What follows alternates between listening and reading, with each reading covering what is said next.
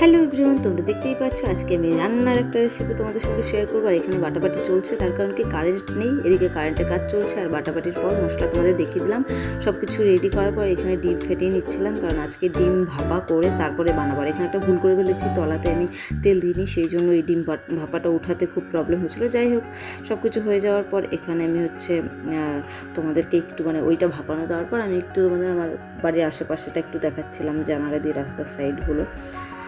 তো তারপর ডিম ভাপাটা হয়ে গেল। এরপর আমি কাঠি দিয়ে দেখছিলাম ঠিকঠাক আছে কিনা, একদম পারফেক্ট হয়েছে, একটু তুলতেই কষ্ট হয়েছে। যাই হোক, তারপর ডিমের ওই টুকরো টুকরো চোকো চোকো টাইপের করে নিয়েছিলাম, সেগুলোকে ভেজে নিয়ে মশলা টশলা কষিয়ে নিয়েছি। এরপর আলুগুলো দিয়ে সেইগুলোকে ভালো করে কষিয়ে নিয়েছি। আর কষাতে এরকম নাড়তে আমার খুব ভালো লাগে।